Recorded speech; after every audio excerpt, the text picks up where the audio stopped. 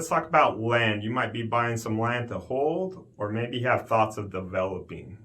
So the very first thing you want to look at is location. And what I mean by location is there's three types of land. There is build ready, unimproved, and raw land.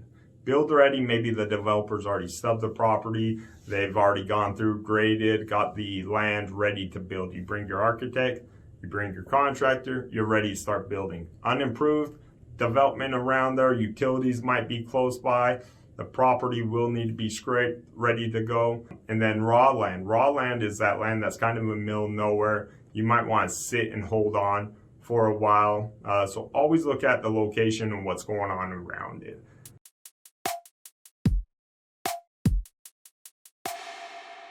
A simple thing also that will cost a lot of money is floodplains. Your insurance can really go up high if you're in certain floodplains. So always reach out, find out what's going on with the property, if there's any floodplains on it. Surveying when you're under contract is something you absolutely need to do on land. You need to know where your lot line is. This can be very, very tricky if there are older homes next to it, because a lot of times those older homes have encroachments, and that will affect how big you can build on your property. That will affect your setbacks. It might even affect your loans. So always, always get a survey done.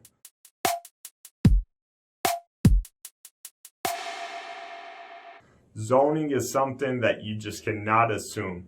If you're building a warehouse, you can't assume that you can build it just because there's a warehouse next door. There are buffer zones that they like to keep, even on residential. If someone's got 8 homes on an acre, you might only be able to do 2. They like to have buffer zones. That's where your zoning officials for your city or county will come into play. So always check out zoning. There's also deed restrictions and HOAs. Whether it's residential or whether it's commercial, a lot of places have HOAs, and it will tell you how big you can go. They might tell you what the color might be, the materials you can use. So always look out for the HOAs and what their criteria are. Deed restrictions are huge. I've seen it where people have built a piece of land to go build on it, and the previous person had a deed restriction that says they can only build a certain type of business, okay? If that is it, that's a red flag. You probably won't be able to get a loan, and it'll be very hard to sell in the future.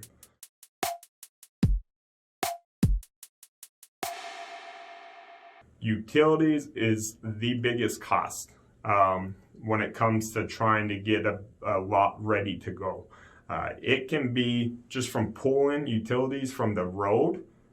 It could be $20,000, $30,000 just for that. This is why you'll see pieces of property be maybe only $250,000, and then down the street it's $750,000.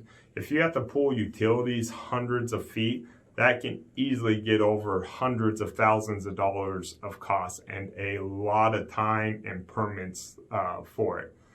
Easements is another thing that you can have a title company pull up to look at. You might have utility easements going straight through it.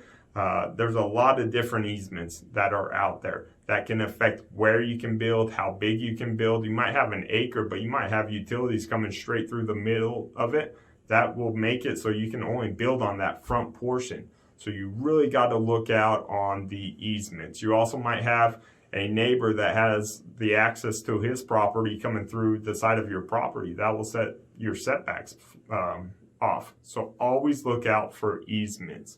The last thing is loans. Most banks will not do loans for land.